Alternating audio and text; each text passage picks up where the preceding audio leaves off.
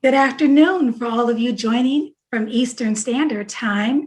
We'd like to welcome you to the Diversity, Equity, and Inclusion Lecture Series, sponsored by the College for Creative Studies and several other institutions that you will learn about as we progress today.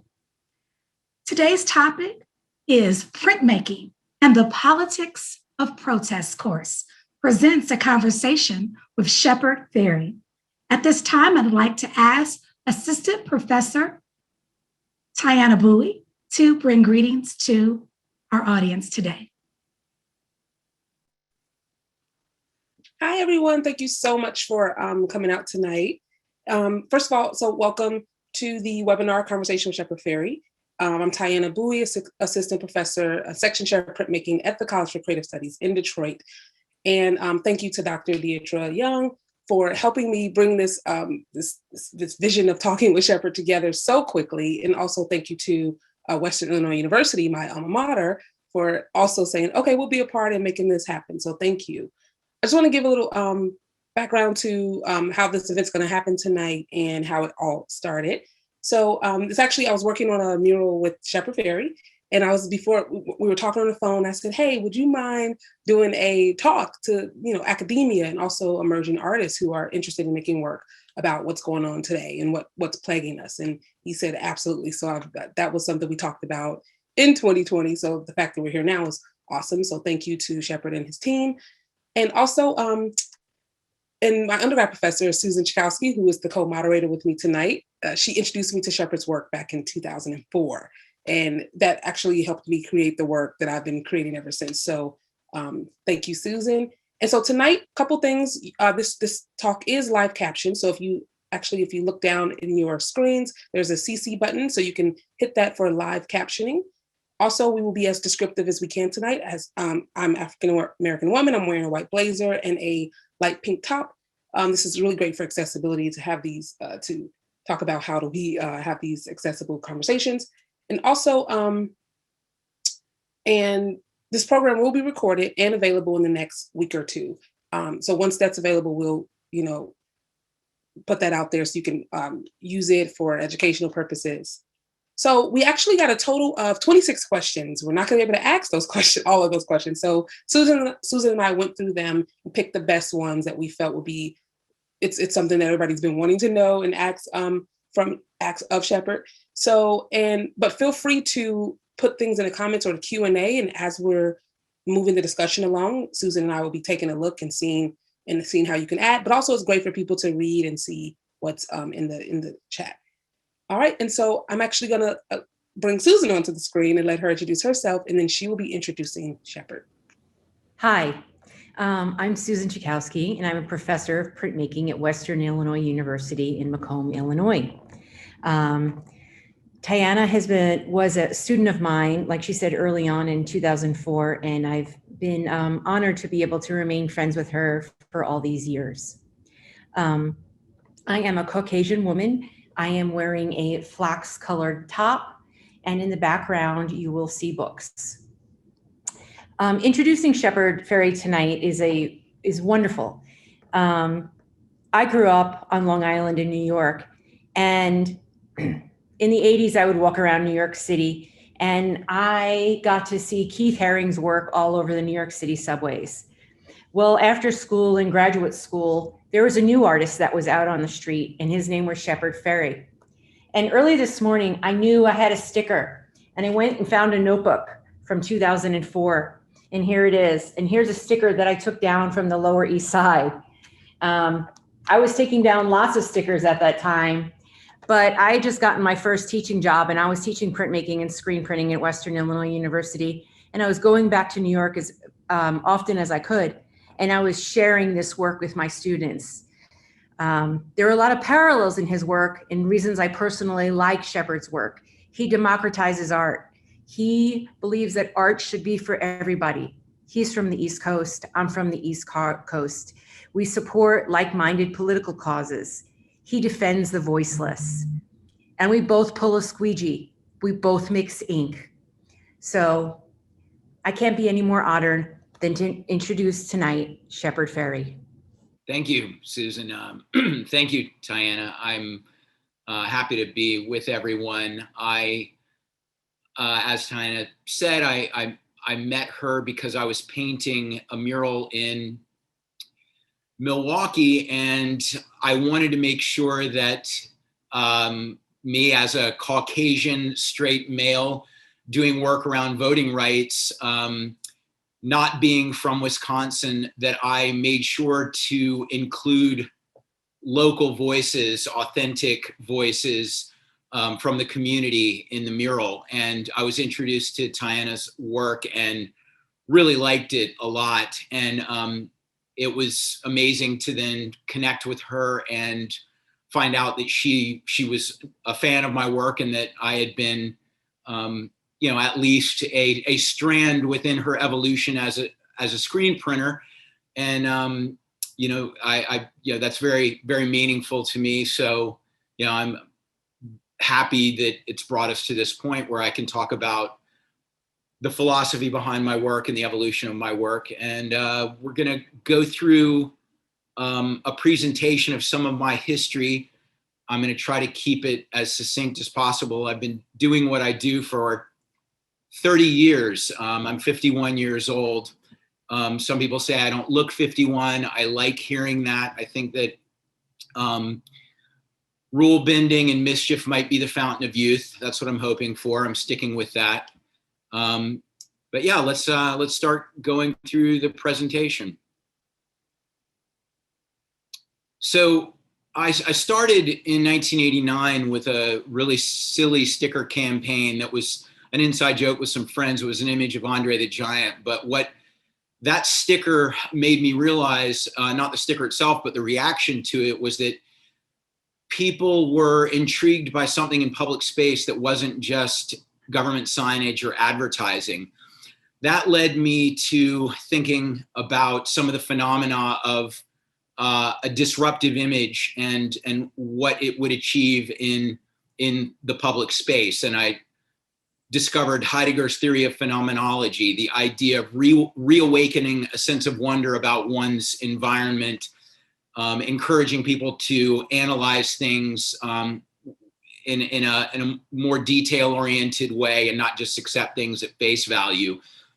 That campaign, which started as a joke, evolved to become the Obey campaign. And so this icon face is basically a simplified, stylized, idealized version of the Andre face with Obey beneath it, which was inspired by my love of George Orwell, but largely the movie They Live, which is a John Carpenter movie. And the idea of obedience fascinated me because many people follow the path of least resistance without questioning social structures and power hierarchies when they aren't asked to obey in an obvious way. But when they're told obey, a lot of times people question it. So I liked the idea of using obey to take what was in the ether and render it more concretely to encourage people to have to make conscious choices about what they want to submit to. Let's continue. I quickly started looking at the nature of imagery that had been used to persuade people for different movements, propaganda, Black Power, women's movements, everything. And I wanted to use those aesthetics in my work to, talk about things I believed in, get people to question the aesthetics of indoctrination. So sometimes I was celebrating, sometimes I was critiquing and celebrating simultaneously. But all this work was screen printed because screen printing was the way that I could efficiently make multiples to put work up on the street, and also hypothetically to make work to sell that would then fund my life and fund my ongoing street art endeavors. These two images from 1998 are of Angela Davis and Jesse Jackson. Next. I was doing a lot of reading about social and political theory.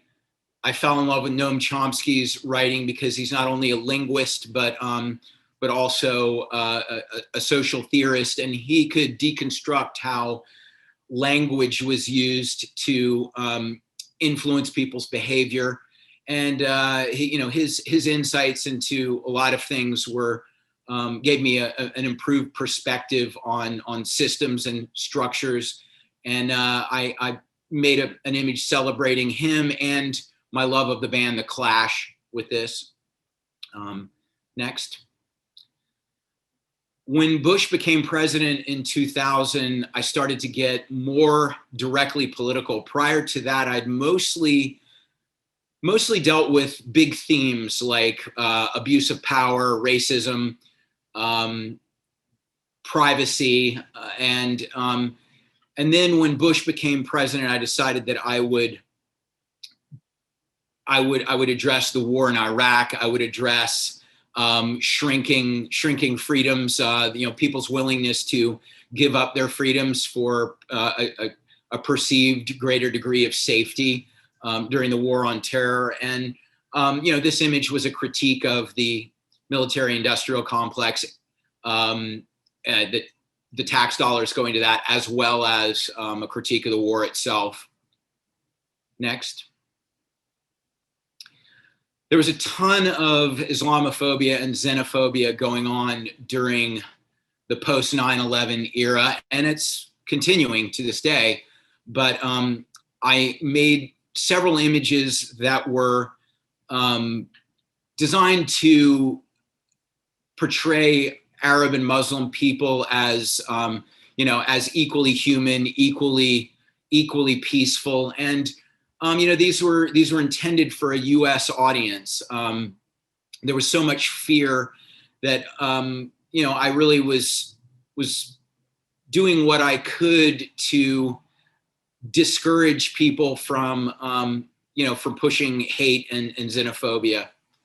A lot of these images have a charity component, and one of my most important beliefs is that when I deal with an issue, that I also try to support people who are moving that issue in the right direction through the organizations that they're with. And whether that's the ACLU, the Southern Poverty Law Center, Black Lives Matter, the NRDC, 350.org, you'll notice that there's a charity component. And hopefully what I'm doing is I'm encouraging people to look at this issue. Maybe when they see the charity I'm working with, they'll donate on their own, but at the very least, I will be taking some of what they've spent on my print or my painting and giving it to the people working on the issue addressed in the work. And to me, this is one, how I shape the world into one I'd rather live in, and two, how I can have integrity in my practice. Next. This is a little bit of my sense of humor around environmental destruction. I like to play with Norman Rockwell-esque settings and things that I think critique the naivety of certain aspects of the American dream. So having a little fun with this in a way that hopefully gets people to consider the danger of pollution. Next. This is another piece from 2007. 2006 to 2008 was a very, very prolific period of time for me. I designed my take on currency called Two Sides of Capitalism. I made actual bills with the front and the back. I made large installations. I made screen prints. But this is the bad side of capitalism, which is critiquing the brutal side of the powerful having too much concentration of leverage and power, and using that in a way that oppresses and people and increases suffering in the world. And then there's the other side of the bill, which is the next slide,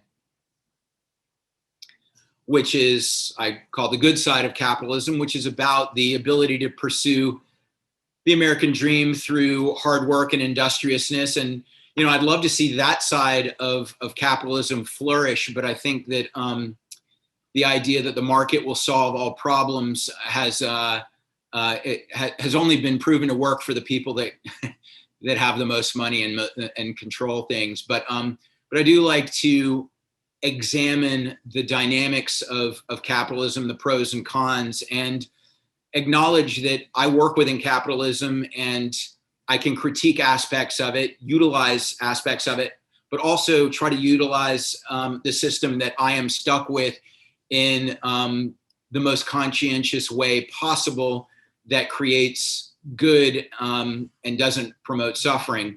And you know, there are a lot of complexities to capitalism where something you may do, you may not realize is supporting a company that has practices that are not very humane, et cetera. So I think just also, hopefully this series was compelling people to think a little bit more about all the different layers and dynamics of capitalism so that even how they spend their money can be a political choice. Next. Most people know this probably as my most famous image. I did this as a grassroots tool of activism. It wasn't done directly with the campaign, and it was done because I saw Obama as a campaigner and a speaker, as someone who had policies I really wanted to see, seemed like someone who could unite people. And I'd spent a lot of time being against things, but I felt that Obama could be someone to infiltrate the system and improve it from within. Now, that didn't play out the way I would have liked it to for many different reasons that we don't have time to go into.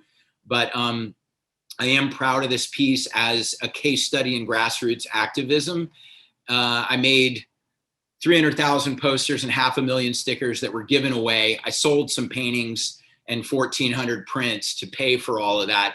But it was a nonprofit endeavor. I ended up in a very brutal copyright lawsuit because it was the illustration was made based on an Associated Press photo, but I believe it was fair use, and I think the political speech especially needs that fair use latitude, because often the person who's having a portrait made of them, if it's a critique, is not going to want to grant the creator the right to do that. So I think that fair use is valuable in many different places, but especially in political speech.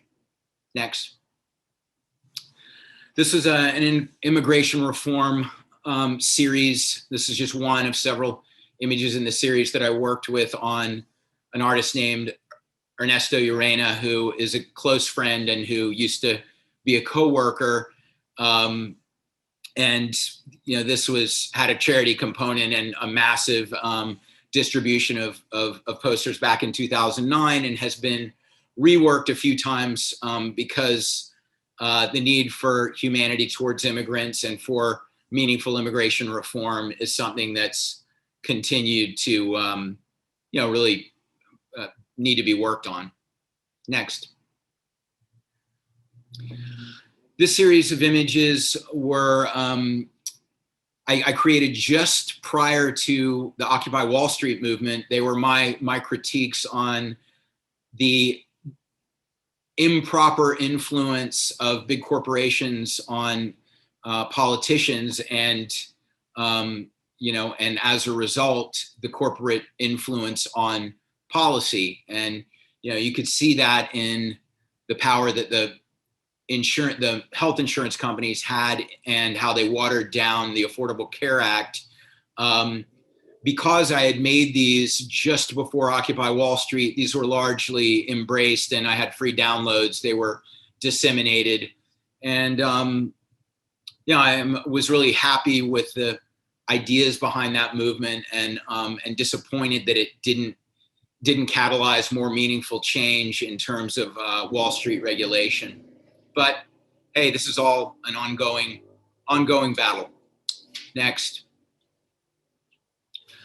This is a portrait of Trayvon Martin that I did at the request of Ebony Magazine, and I was more than happy to do it as a, as a gift, because I felt that what happened to him was something that could happen to a lot of people with the kind of racism and fear around race that exists in the U.S. And I was happy to see that this image, which was based on a very well-known photograph of him, was shared pretty widely, virally. And I think that art a lot of times can amplify what's in a photograph in a way that has more emotional impact. So was just building on what made sense for I think this image to do the best work it could. Next.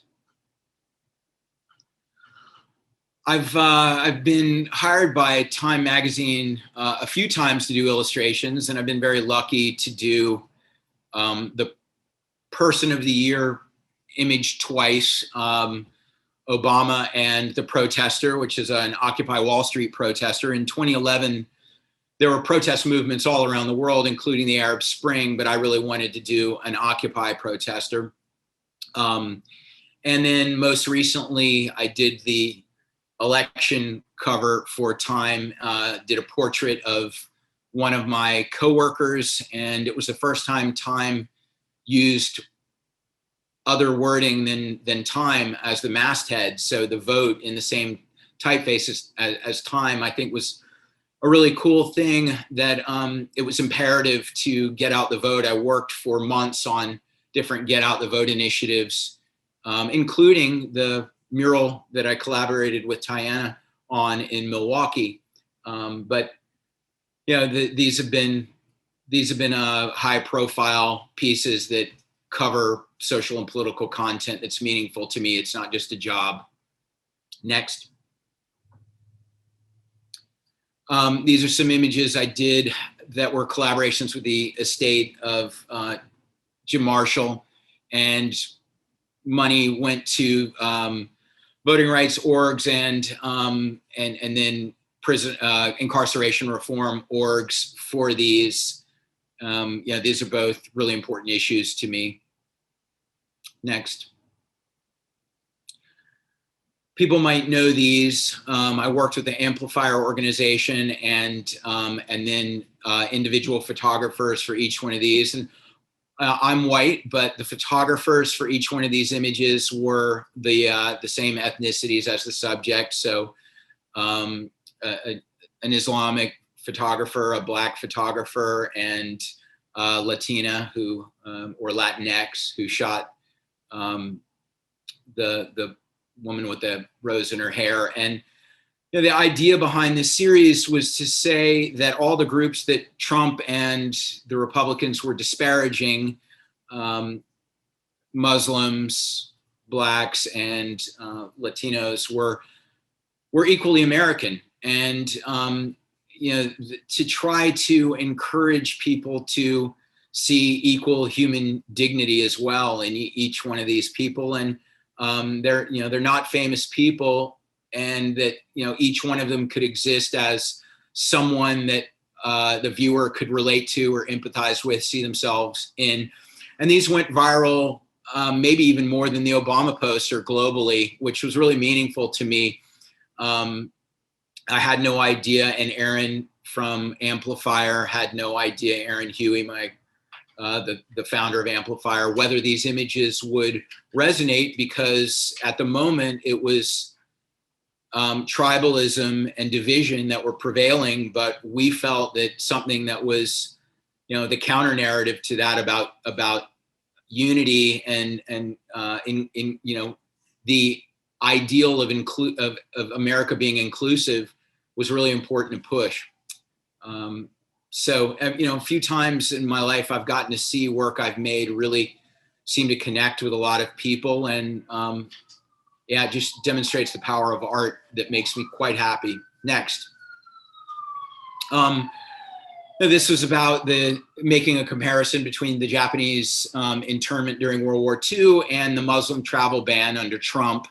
That, you know, these are very unfortunate. The Japanese internment is seen as a very unfortunate chapter in American history, and, you know, shameful. And I felt that the Muslim ban was the same. Next. These were images that I made around the election and the post the killings of George Floyd and Breonna Taylor. And you know, money from these was going to different voting rights organizations to get out the vote. Next. Police brutality has been something that I've focused on a lot. I know we don't have a lot of time left, but you know, money from these has gone to various different organizations that are working on incarceration reform or police oversight. Next. This is a screen print based on the mural in Milwaukee, which is the voting rights or human rights mural, which is you know, a really large mural. I think it's a beautiful setting. But the idea was to remind people prior to the 2020 election that it was really important to get out and vote. And there were, the dominant image is my work, but there are collaborative elements from 5 different artists with connections to Milwaukee, including Tyanna. And next. So I think this is a really great image of Randy, who is in the mural and shot by a photographer named Tom Jones, who had done a series on COVID masks for the Native American community.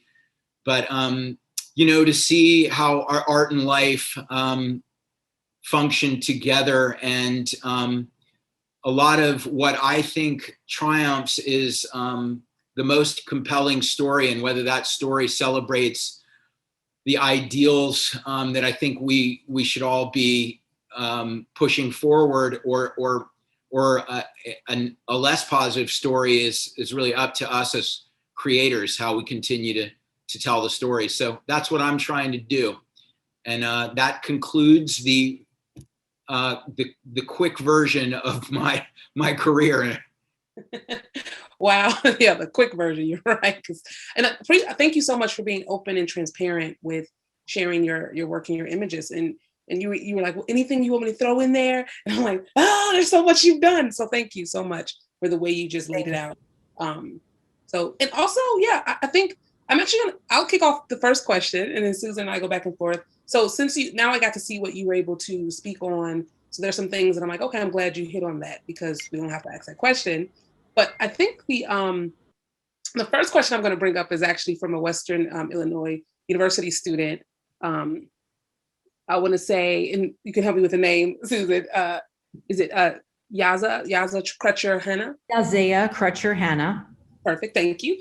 I love this question. This question is about NFTs, which are all the rage right now. So NFTs are growing in the art world as a form of value. What do you think? And how will this affect the upcoming next generation of artists?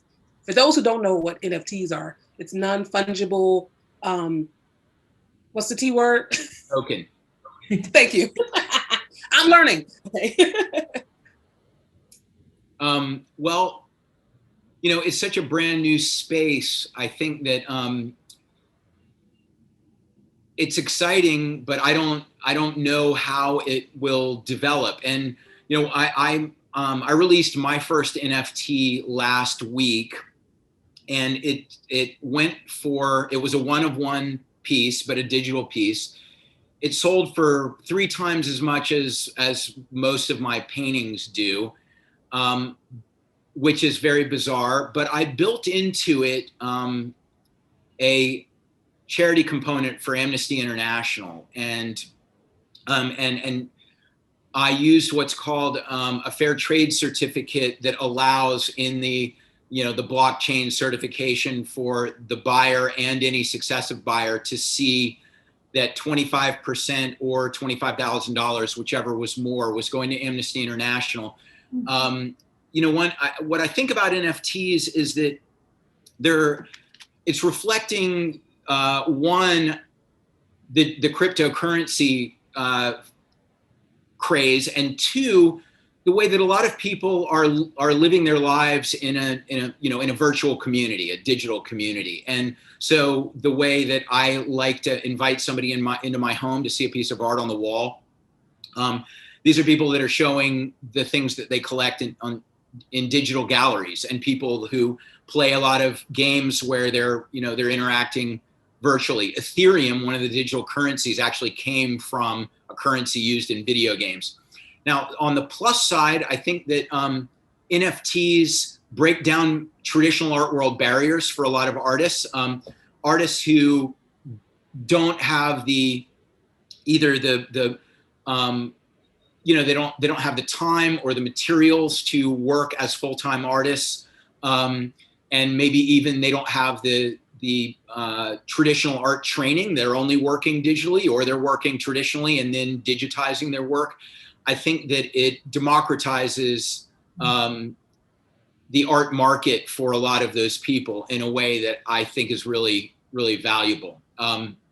There's been a lot of misinformation about the environmental impact of NFTs. NFTs use the blockchain, but they do not add to the energy use of the blockchain. The blockchain, which I've learned a lot about this, is basically a way of tracking transactions that requires, like anything digital, it requires computer server space and electric signals going back and forth. But the NFT does not add to the footprint of the blockchain. The blockchain itself is incredibly useful for digital authentication and a lot of other things, but the efficiency needs to be improved. I'm an environmentalist, and I'm really pushing for that technology to happen. But any artist that's being made to feel guilty about doing an NFT based on the misinformation that's out there, on the one hand, if it makes you more environmentally conscious and it makes you want to look for solutions to not just the blockchain, but every other thing that's impacting the environment, great. But I would not discourage someone from doing an NFT because someone said making an NFT uses as much energy as Sweden uses in a year, which is not true. Great, thank you so much. So I have a question from one of my current students. Her name is Jordan Myrodi. She's also currently pregnant, and she wanted to know, how did starting a family influence the way that you work? Has it had an impact on how you schedule your work time or the style and content of your work? Yeah, having a family's given me a different perspective in a way that it's a cliche. People say you change when you have kids, and having kids, they have to be taken care of. You have to be selfless, and at least some of the time. And I think that combined with my wife and I have two girls, and me thinking about what the future looks like for women versus men. It's improved my perspective on a lot of things and made me think about how I want equality to work, how I want opportunity to work, how I want the planet to be preserved. I mean, I really can't overstate how profoundly being a parent has affected me. In some ways, though, I occasionally see parents turning just into people who only care about their own families. It's made me more compassionate because in seeing the challenges of my own family, I feel like I can understand the challenges of everyone else's family. So hopefully that happens for, anyone who, becomes a parent. I also apologize to my parents for being such an ungrateful jerk. But anyway, yeah, I think it has impacted my work. I think that the more feminine side of my work, the more I think the more community oriented side of my work, the more vulnerable and loving side of my work has really come about because of being a parent. And do you Not think just a parent, but also a piece within a unit where everyone has to support each other. I think a lot of artists are unintentionally self-absorbed. You can't be totally self-absorbed when you have a family. Yeah. Do you think it makes a difference that you're a father of 2 girls? Yeah, I do.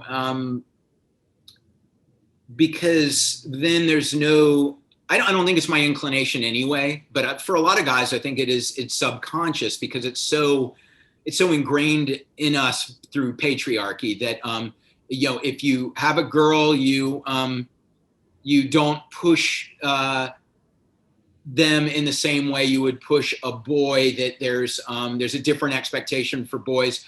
But really, I'm looking at our girls like, okay, they they should have the same opportunities, the same power, the same encouragement, every single thing. And and then also seeing how they interact with my wife versus how they interact with me. It's been very eye-opening on a lot of levels. And I don't feel like I'm missing anything not having a son, but I wouldn't be. I would have been happy with whatever child I got, but Of course. Well, it seems the internet is plaguing Tyanna right now, so I'm gonna just go on with the next question. We have a question from University of Michigan, Ann Arbor, and somebody would like to know, how does your clothing line function for you creatively? Does it fulfill the same creative role as your work on paper? The clothing line is just another extension of my art practice. And some people think that I started off as a street artist, and then as I got some notoriety, I decided to cash in on that. It's not actually how it worked at all. I come from skateboarding and punk rock and 80s, 90s hip hop, where the t-shirt was the canvas, the visual currency. And that was my culture. So I've made t-shirts since the week I made the original Andre the Giant sticker in 1989, because to me, that made sense to connect with the people I hung out with. And fashion can be very horribly shallow and trendy, and I really dislike that side of it. But it also is an unintimidating way to put my art in front of people and hopefully bring people back to seeing the rest of my art practice. Plus, it's a way for, especially early on, it was a way for me to generate some revenue just to survive as an artist. I could not have survived on my screen printing business alone, or my graphic design efforts alone, or selling prints alone, or the clothing alone. It required all those things bringing in a trickle for me to survive and to continue doing what I'm doing. But one of the things I do love about the clothing company is I can have a lot of fun with t-shirt graphics, where they can have a playful side that also has a little social commentary, but it's not examined with the same sort of heavy art criticism that a new painting or a new screen print is. And sometimes I find that I come up with better art when I feel a little freer. So it's a nice thing to have running parallel with the rest of my practice, where I feel sometimes like the pressure is very daunting. I feel less pressured. Got it. Thank you. I have a question from Evan Leake, who's a Western Illinois University alumni. And he wanted to know, what's been the most surreal moment of your career? That's a hard one. You've been a lot of places and met a lot of people. Are there any moments that really stand out? Well, getting a really flattering phone call from Iggy Pop was pretty cool. But I'd say that being in the White House the day after Trump was elected at the invitation of Obama, and I was absolutely devastated and felt like I was going to have a nervous breakdown. Assumed that even though our family flew from LA to DC, that because of the unexpected outcome of that election, that the visit with Obama would be canceled. But Obama said, come in anyway. And he spent 30 minutes with our family and talked to our daughters about what their interests were, consoled my wife who was in tears, said, this is a tough day, but progress isn't a straight line. There's zigs and sags and there's setbacks, and you have to have belief that everything that you've been doing and a lot of other people have been doing to push it in the right direction matters. Every action matters, and that this is just a a setback in the progress towards the history you want to see and create. And so I needed that. I needed to hear that in that moment. That was quite surreal, because I think everyone feels like they can look at what the president's doing and armchair quarterback it. And I just realized that it wasn't my legacy that was about to be undone by the most vile human being ever to be in the Oval Office. It was his, and yet he was far more calm, positive, and steadfast. And I just realized this person is made of good stuff. This is a really good human being. Whether I agreed with the drone attacks or domestic spying and had my, very harsh opinions about those things or not, that this is a person of character. That was a surreal moment, and it was a very humbling moment for me. It made me think about how hard it is to day after day try to push things in the right direction when people are slinging mud, and that ultimately it requires positivity and thick skin. Great. Well, I think Tyanna is back. That's why we have two co-hosts, ladies and gentlemen. Technology these days. This question is from Milwaukee Institute of Art and Design.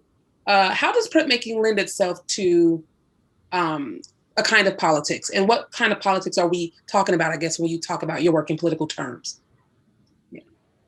Yeah, to me, printmaking lends itself to politics because it's a medium where you can produce and disseminate multiples fairly efficiently, and I think that the kind of graphics that translate, especially through screen printing, are bold and iconic graphics that lend themselves to to political communication and going viral. So I started making prints for social and political commentary before the internet was such a powerful tool, and I looked at it like this is the way I make viral tools before the digital viral possibilities that we know now. Yeah, no, thank you. Okay, so I do have another question from somebody else close to Tyanna in Detroit, another WIU alumni by the name of Brooke Walsh. What motivates you to use your platform to bring attention to social and political issues? Ideally, what is your goal, desired impact? Well, I'm a visual artist primarily, but I also care about what's going on in the world. And when I was younger and I discovered punk rock and then, reggae, like Bob Marley, who spoke out socially a lot, and, even Patti Smith, then later on, people like Public Enemy and Rage Against the Machine, the Bikini Kill, I saw music as very frequently using art to share a social message without losing sight of the fact that the art has to draw people in, and whether that's something that's aggressive or something seductive. I saw music as working the way I wanted to work with art, where I'm getting to talk about things that I think are important and make pictures I'm happy to make. And, where it comes from, is just that I don't like to see suffering in the world. And so I want to do what I can with what I think is my skill. So, for some people it's writing, for some people it's filmmaking, for some people it's music. I'm visual artist. Visual art's the only thing I'm any good at, really. So that was my choice. But my belief is that all artists always had the potential of playing a really great and big role in society, but often it's sort of kept at the top of the pyramid with the elites, and people are told that if they don't have an education in art history or some other credentials, that they don't really deserve to be part of the conversation. I'd like to just obliterate that notion and say that art is a really valuable tool to create conversations that might not be happening otherwise, that use a part of your the intellectual side of you, and that's very emotional, that responds to emotional things, and then there's an intellectual processing that goes with that I think gets through to people, gets past predispositions in a way that a news broadcast or an editorial in a newspaper might not, or a Facebook post. And so I see art as as an opportunity to create a conversation. And people sometimes say, oh, well, because your art has an agenda, it's propaganda.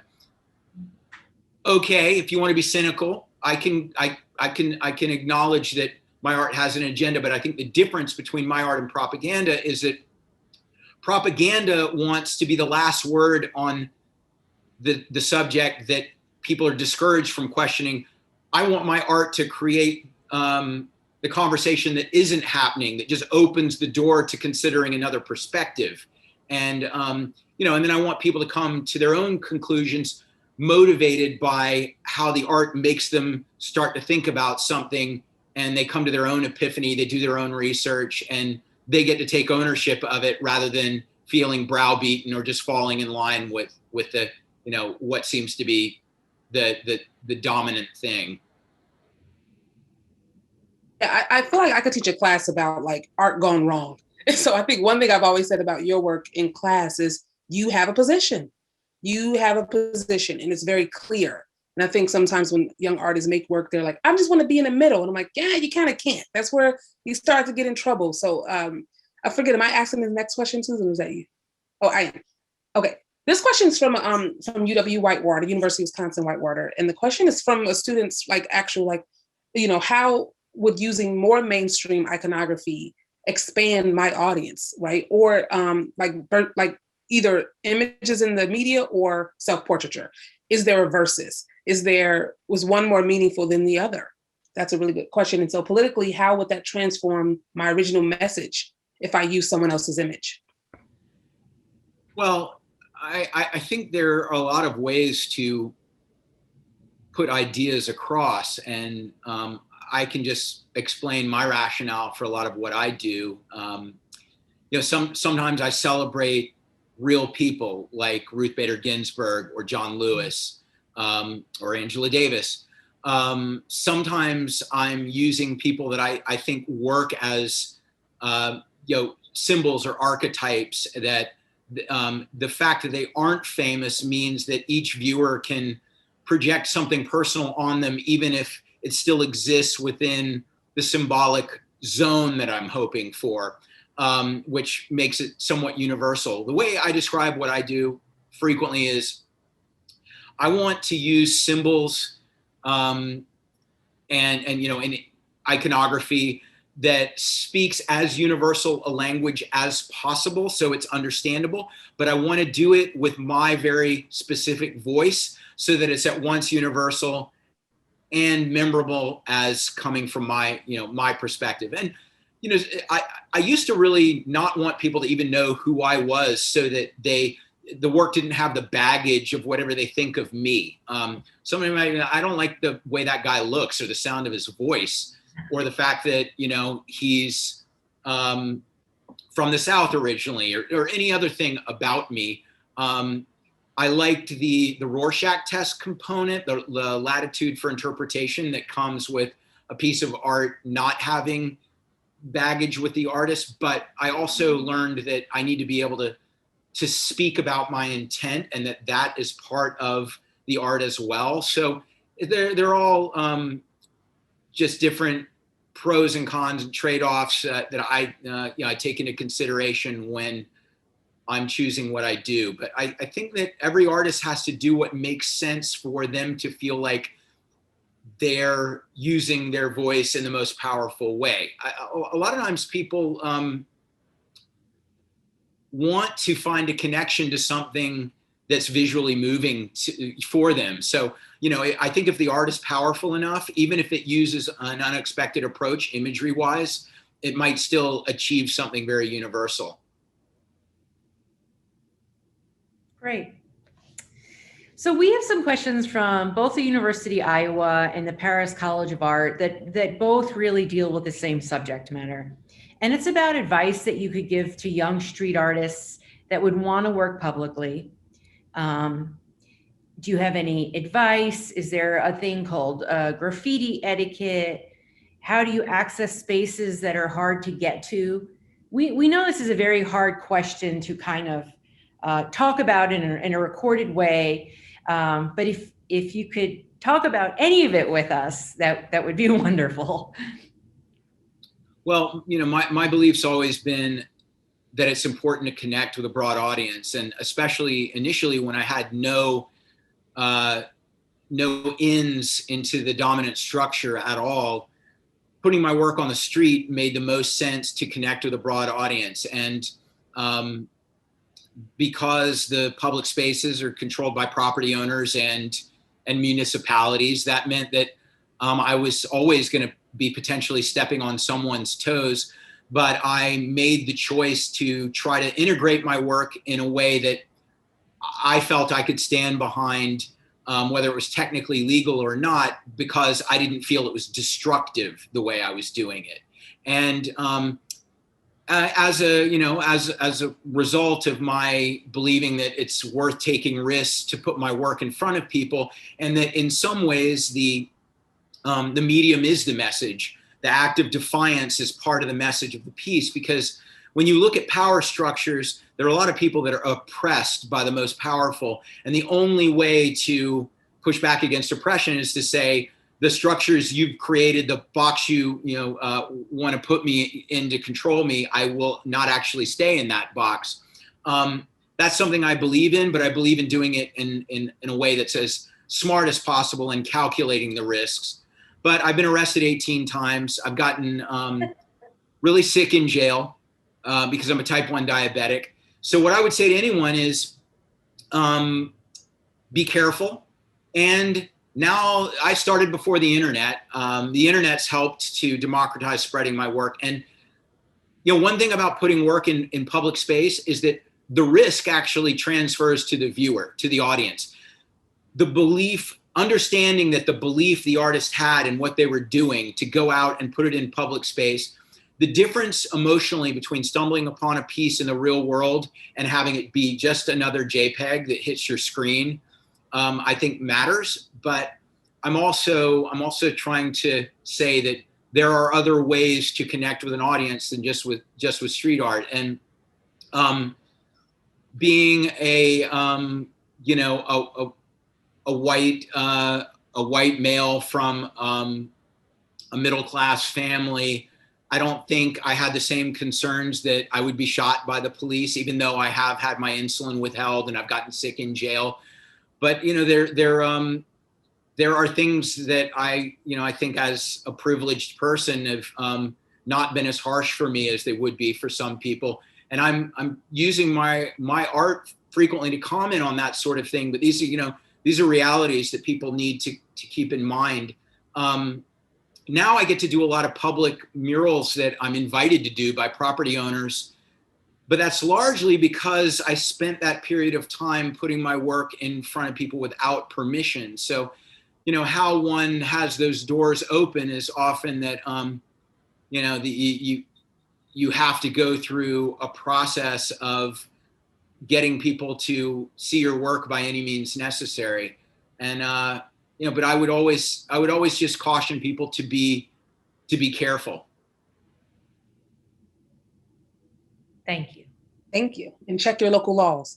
This is another question from a WIU alum. And what I like about this question is, so it says the idea of protest was big in 2020. We saw it play out seemingly, and this is from Margaret Cutchin. Thank you. When you see such a stark examples of how protest can be portrayed and carried out, and how different news entities can slant people on the idea of protest, how can art battle that? That's one part of the question. And the other one is, do we have a chance to teach activism through art when narratives around activism within marginalized communities are so divisive? And I think that's happened recently, even with the Stop Asian Hate. And I remember just seeing the arguments happening around like, well, why care about that when we don't care about that? And there was a lot of that conversation going on in Instagram and on social media. And it was really annoying, actually. Like, why are we choosing? What is this option? But yes, that's the question. Well, I've been in the crossfire plenty for commenting on things as a white person. And I know that this was one of the other questions. So if it's okay, if I bundle it into this question, I'd like to. What I think is that media wants eyeballs, and so they're going to portray a lot of the activism with whatever the most sensational, dramatic angle is frequently. And I found it very frustrating that after the racial justice protests took hold nationwide, the largest series of protests in the history of the country, bigger than Vietnam, bigger than the Iraq War, bigger than Occupy, that for the amount of positive, peaceful protests, that largely what was focused on was vandalism or looting. And I find that disproportionate focus really depressing. But I think that with some of my works, what I tried to do was celebrate the positive side of the protest, the need for change, the need for people to use this as a tool of democracy, that they have the right to use. And I also made some things criticizing the police response. One of those prints in my presentation said, police demonstrate brutality in response to a demonstration about police brutality. And you saw that happen many, many times. Now, as far as what the right moves for activism are, I want to speak with everyone who isn't being treated fairly. I believe in being an ally and trying to fix injustice. I don't want to speak for anyone. I want to speak with them. And as much as possible, I try to ask people, hey, this is what I'm trying to do. Do you think it's working? Is your perspective as a member of the community that I'm at least in part addressing in this work, does this make sense to you? And so I try to get that. But even if a lot of people I trust say yes, there will be a lot of people that say no. And so I try to make sure that my intent is very clear, even if there are disagreements about what the ideal approach is. And I try to be a good ally. And one of the things that I think is sometimes underappreciated or overlooked is that white supremacy will be dismantled only when white people are speaking to other white people in conjunction with people of color speaking to white people. That's when it's dismantled. It can't just, it has to be both. And so, I'd like to feel like I'm trying to be part of that process.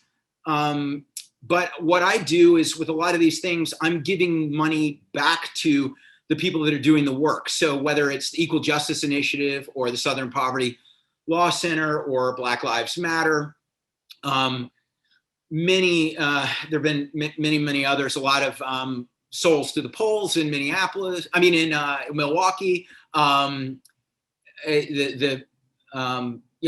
sorts of different things. But Color of Change, I just hope that at the very least, I'm putting a message out that helps move things in the right direction. And I'm putting funds in the hands of people that are living it and can do the right thing with those funds. And I'm always learning. I try to be open to learning, rather than letting people who more or less are on the same side of an issue have the camaraderie disintegrate based on arguments about approach. I try to just listen and focus on pushing the big picture forward, and avoid the arguments that I think are counterproductive. But hey, it's everyone's got a different opinion, and I respect that. No, that's awesome. Yeah. And Susan, you wanted to, and so we have less than 15 minutes left. Susan's going to ask a question. Actually, I'm going to ask some questions from the chat, because there's some really interesting ones in there. Okay. I did want to follow up with something. You did just mention you were type 1 diabetic. I know what that means. My dad was a type 1 diabetic. And I have a student who has a son who's type 1 diabetic. You also have a new campaign, Power to the Patients, and congratulations on that. I was wondering if you could talk about that a little bit. Sure. A law took effect January 1st that healthcare providers, hospitals, outpatient clinics, all need to provide the cost of the services up front. And a lot of people don't know that that's a law. And I think that when you look at the US healthcare system, how it's the most expensive in the world, and it bankrupts people, and there are dramatically different pricing structures in different places. One, transparency is power for those patients. And two, transparency encourages more competitive pricing. So it hopefully will push prices down because of the for-profit shame that people will feel. Capitalism is pretty shameless in a lot of ways. So I don't know. I don't have a lot of faith in that. But maybe at the very least, the idea of needing to be competitive, if it isn't driven by a desire to truly be helpful to humans who need healthcare, that at least it's driven by competition. So this campaign was funded by a good Samaritan, who's somebody that's very wealthy, that has it's not funded by a corporation or anyone. It's really by someone who's seen how this issue's affected people and wanted to underwrite it. And I believe that not only do we need transparency in pricing, but we need single payer healthcare. We need a lot of overhaul to the system. But something like this that opens people's eyes to at least one part of the problem in a sophisticated way, I think could have a chain reaction. So my belief in this campaign is that it's it in and of itself is important, but it could have a domino effect. Thank you. Yeah, so there's a question in the chat, and thank you so much for that. And because there was another question about philanthropy and giving back, and so hopefully that answers that. And Brooklyn Becole in the chat, I like this question. It just says, "What do you think about reproductions of your work and the use of your exact style in works/brands not affiliated with you, i.e., theft of your work?" Right. Well, this is this is not a black and white issue. There's a lot of different areas in that question. So Am I excited when somebody takes something I've made that clearly has some commercial potential and they just say, yes, thanks for building up that commercial resonance. We'll take it from here. I'm not excited about that, but I don't really police much. I don't police anything that's transformative, even if it uses raw material from my work. And I'd never police anything that's in my style, because my style is an amalgamation of lots of other styles that there are historical precedents for. So I think that'd be a bit hypocritical. And you can't copyright a style anyway, even though some people try. I do send cease and desist sometimes over bootlegs, people just making a bootleg. But there are a lot of things that I give away free that are meant for, social and political speech, that if somebody wants to make their own sign or their own personal t-shirt as a transfer, they're welcome to do that. But then once they start making a cottage business out of it, I'm not cool with that. When I make free downloads of a lot of my work from, say, the stuff I did with Occupy or the Obama Hope image back then, or the We the People series now, or some of the stuff I've done against gun violence, I'm happy to see it out there reproduced, non-commercially. But sometimes I make images that I'm giving to organizations, and they can commercialize it in any way they want, because it's designed to make money for them and for them to use it as an awareness tool. So it all depends. But what it really comes down to is I'd rather be focusing on creating the next thing than policing the old thing. That's good. And then, and Susan, if you see something from the chat, I'm just going to do a quick rapid fire. What are you reading? I want to hear from Tyler. Sorry. Okay, so he wrote, Silkscreen has such a rich history in politics and organizing. I appreciate through your work you've been able to ignite and continue the conversation around Black Lives Matter, capitalism, etc. How has it felt contributing to that conversation? And has this opened up any unexpected reactions, good or bad?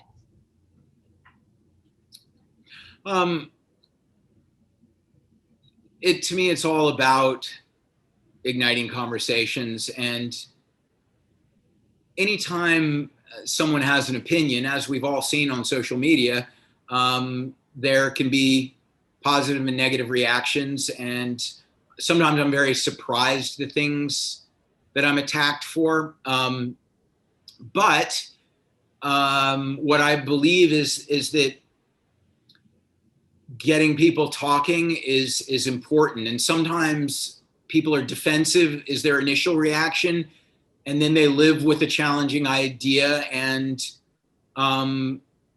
their opinion starts to shift. And even if I'm the recipient of some reactionary brutality in the short run, I can always hope that there's going to be something positive in the long run. And for people I know who have said, I felt the same way, but I was afraid to speak out, but knowing that that's what you're projecting to the world, I'd like to speak out on it as well. That's really meaningful. And the QAnon people aren't bashful, so I'm willing to stick my neck out, because I really do believe in what I'm saying and doing. And sometimes when there's a harsh reaction, it's a blind spot for me that helps me. And I've learned a lot, especially over the last couple of years, about making sure that I'm not trying to hog the microphone or speak for anyone else, be a white savior. I want to make sure that it's understood that I'm trying to help. I'm not trying to speak for anyone. I'm trying to speak with them. And so, I'm always learning about how to do that better. And it's what I'm grateful for is, even though there's some people that their first instinct is to attack me, there's also a lot of people who you know, they want to educate me. They want to bring me in a, you know, in a kind way. And then that keeps building, you know, solidarity with people that I think will make things happen. And with you know, the chorus of voices and the power in numbers, even if we're not all in perfect lockstep with how we're saying what we're saying, we're all sort of pushing things in the same direction. And that's, you know, that's what's always going to be driving me. There's creative challenges motivate me. So I'm you know, I'm in it for life. Yeah, thank you. And we have a few minutes left, so I think somebody really wanted to know what you were reading, so I have to throw it in there. Feminism books, anti-racism books. What are you? Because there's a bunch of books back there. So All of the above. Yeah, I was recently reading Bell Hooks' The Will to Change, which is mostly about patriarchy, but you know, there's a racial component as well. I'm reading John Lewis's autobiography, Walking with the Wind. In the last year, I read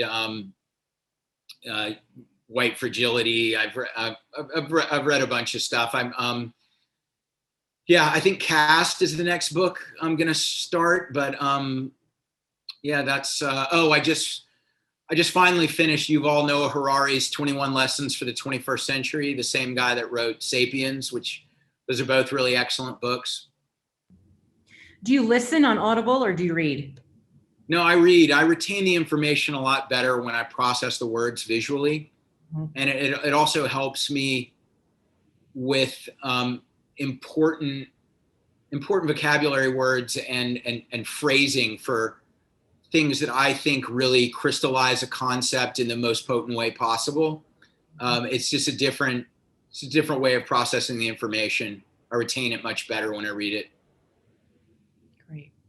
Oh, well, you know, one thing I'm definitely going to do, thank you guys so much for questions that did not get answered, but I am going to send them to you anyway, Shepard, because there's nothing wrong with seeing what people have, what questions they have, whether you get to them or not. It's like, it's good to know. So at least Shepard will see your questions that he not get to answer. So first of all, Shepard, thank you so much. You were incredible tonight. Thank you for, like I said, opening up your studio, your mind to having us kind of just have some questions.